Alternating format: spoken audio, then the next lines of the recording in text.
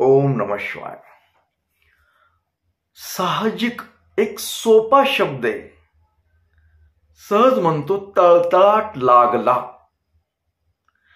आता काही विशेष वाटत नाही. खूप लोकांना या शब्दाचा अर्थ नीट समजत नाही का मुद्दामहून करतात हेच कळत नाही. तळतळाट. ज्यांना या शब्दाचा अर्थ कळलाय तळतळाट ते लोक एकदम सरळ व्यवस्थित वागतात. पण ज्यांना का तळतळाट या शब्दाचा अर्थच कळला नाही ते विचारच करत नाहीत. आता तळतळाट म्हणजे काय नेमकं? आता तळतळाट सगळ्याच कळतंय की एखाद्याला आपण विनाकारण त्रास दिला त्याचा तळतळाट लागला असं वगैरे बोलतो आपण. पण हे जरी असं बोलत असलो तरी तळतळाटले म्हणजे तळतळाट लागणे म्हणजे खूप प्रकार आहे त्याच्यामध्ये. एखाद्याचं मन दुखवणं सहजरित्या, मग ती कुणाचंही असो.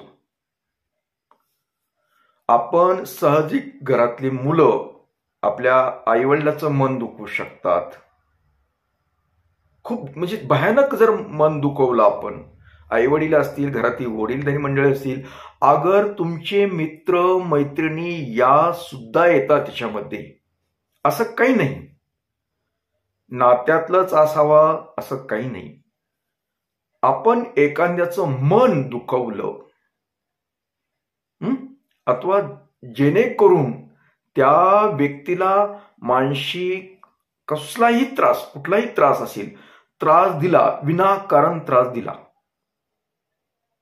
तर त्या व्यक्तीचा तळतळाट लागतो, अर्थात शाप.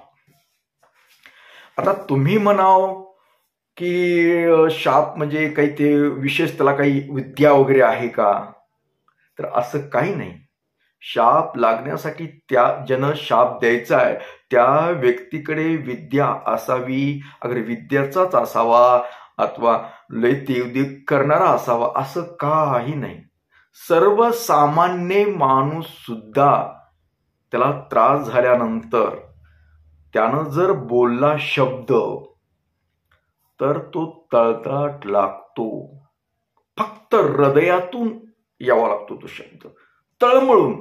तळतळाट म्हणजे तळमळून तळमळून.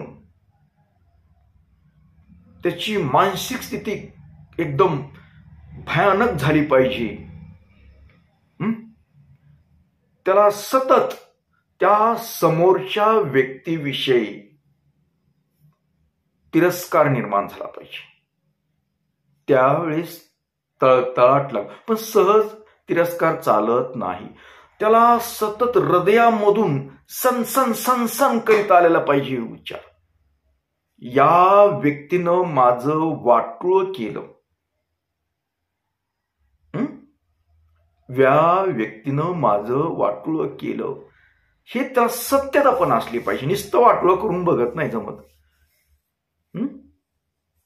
तळमळून जो शब्द निघतो त्या समोरच्या व्यक्तीविषयी जी भावना निघते त्याच्यामध्ये एक ऊर्जा असते आणि ती ऊर्जा समोरच्या व्यक्तीवर इतका परिणाम भयानक करते की सांगायसारखं नाही.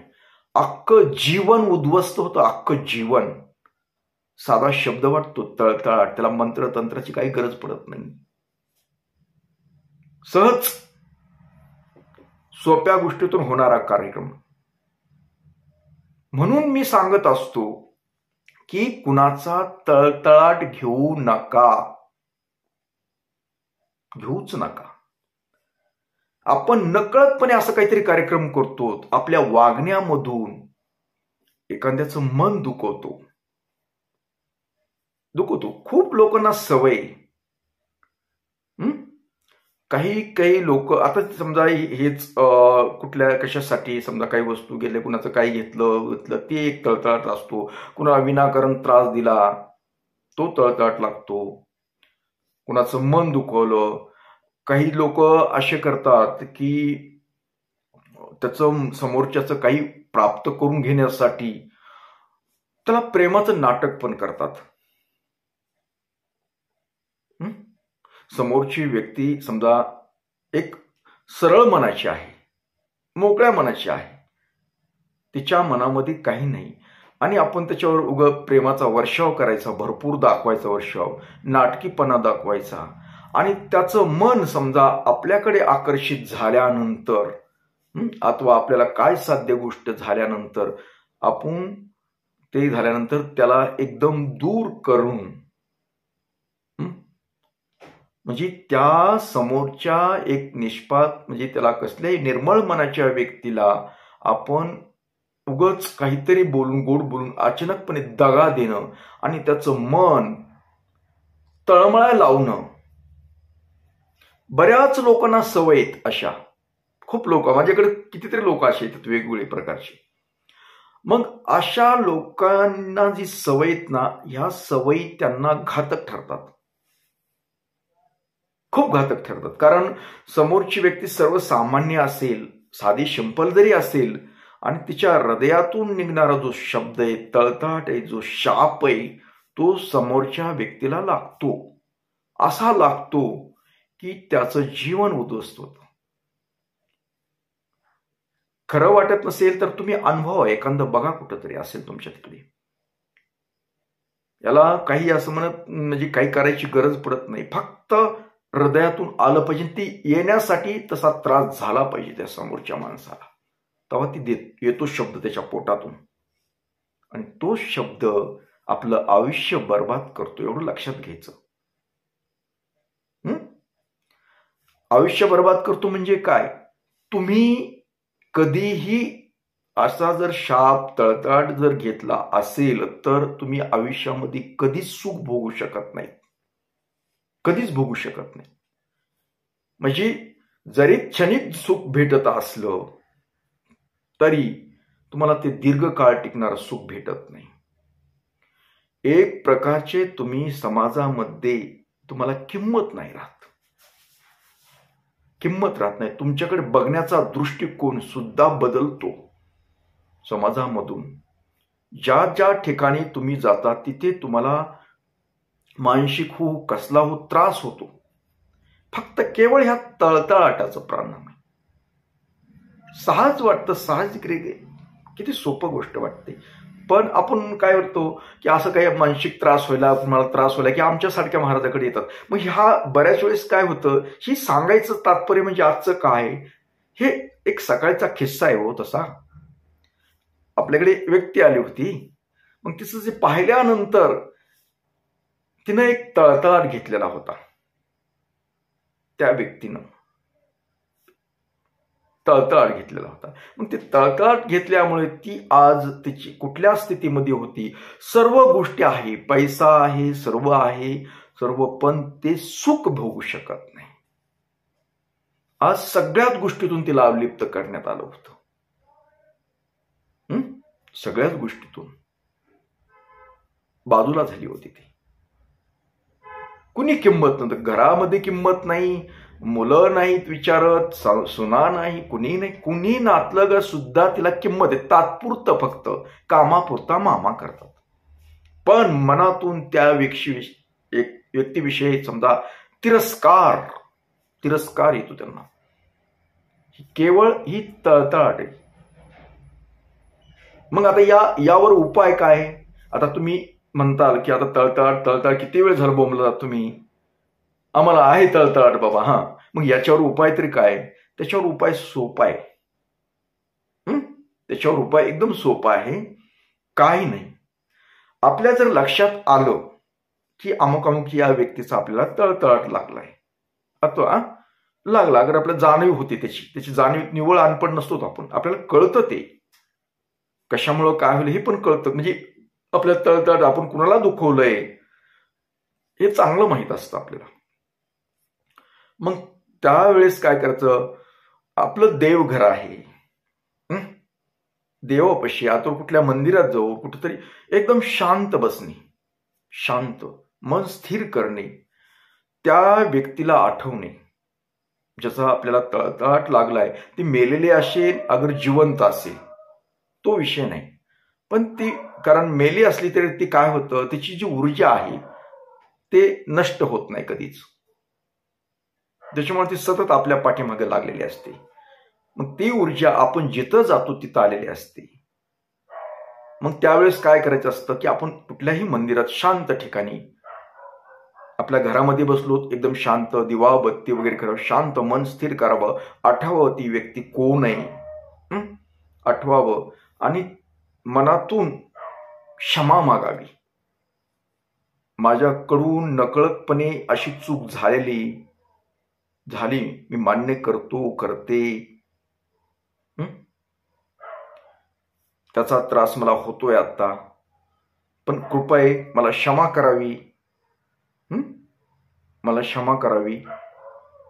एवढं आपण सतत म्हणत गेलोत ना सतत, तर काय होतं स्टेप बाय स्टेप नाही, एका दिवशी म्हणून नाही चालत. ते एका दिवशी म्हणून चालत नाही, लगेच ती कनेक्ट होत नाही ती ऊर्जा.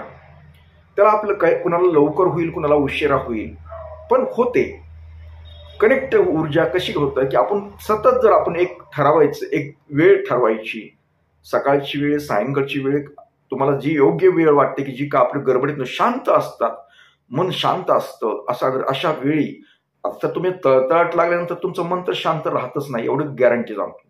पण मन शांत करण्याचा प्रयत्न करा, नामस्मरण करा, ईश्वराचं नामस्मरण करा, मन शांत करा, एकदम समाधी अवस्थेमध्ये जा राहतो, शांत मन. एकदम श्वास 3-4 वेळेस दीर्घ श्वास घ्या. मग काय होतं, दीर्घ श्वास जर असं थोडंसं घेत राहिलं की मन एकाग्रत होतं. म्हणजे एकदम एकाग्रत झालं की काय की मन तुम्ही पुटपुटा म्हणजे म्हणा, मनातली मनात म्हणा, मोठ्यानं म्हणा, तुम्हाला काय जसं जमन तसं म्हणा. मग किती 1, 4, 5, 10, 100 वेळेस म्हणा, माझ्याकडून चूक झाली क्षमा असावी, माझ्याकडून चूक झाली क्षमा असावी. त्या डोळेला म्हणजे त्या जी व्यक्ती त्या डोळ्यामध्ये असं म्हणजे डोळे झाकल्यानंतर दिसावी तिची प्रतिमा, आणि क्षमा मागावी, सतत क्षमा मागावी. एका दिवशी नाही झालं दुसऱ्या दिवशी मागा, परत परत मागा, जोपर्यंत आपलं मन शांत होत नाही तोपर्यंत मान. मग 1 दिवस लागेल, 4 दिवस लागेल, 10 दिवस, महिना लागेल, पण करत राहा. ही प्रक्रिया केल्यानंतर एक ना एक दिवस ती ऊर्जा ऑटोमॅटिक तुम्हाला क्षमा करते आणि तुमचं मन स्थिर होतं. तुम्हाला जे अपयश येत होतं, काय होत होतं, ते व्यवस्थित चालू होतं. प्रत्येक गोष्ट व्यवस्थित होऊ लागते आणि क्षमा केल्यानंतर सर्वच वातावरण चेंज होतं, बदलतं. आपल्याला सुद्धा आनंद वाटतो, मन प्रसन्न होतं आणि आपल्याला यश येत राहतं. एवढं लक्षात ठेवायचं. आलं तुमच्या लक्षात? तळतळाट लागल्यानंतर आपल्याला जर वाटतंय आपल्याला एखाद्या व्यक्तीचा तळतळाट लागला तर ह्यावर उपाय तुम्ही ऐकला ना, तर हा उपाय तुम्ही अवश्य करा आणि बघा तुम्ही. ईश्वरावर श्रद्धा ठेवा. तुमच्याकडून एक चूक होती, ईश्वराचं करायला विसरतात तुम्ही लोक. ईश्वराशिवाय काही होत नाही, एवढं लक्षात ठेवा. आपण कितीही सुधारलो, कितीही तंत्रज्ञान आलं, देव ही देवच असतो. देव मध्ये बदल होत नाही, तुम्ही आपल्यात बदल होईल, पण त्याच्यामुळं देवाचं करा, देवावर विश्वास ठेवा, एवढं मी सांगतो. तर असो, याबरोबरच आजचा हा कार्यक्रम इथेच थांबूया आणि परत भेटूया पुढील कार्यक्रमामध्ये. तोपर्यंत मंडळी, ओम नमः शिवाय. जय हिंद, जय भारत. सुखी राहा आणि समाधान.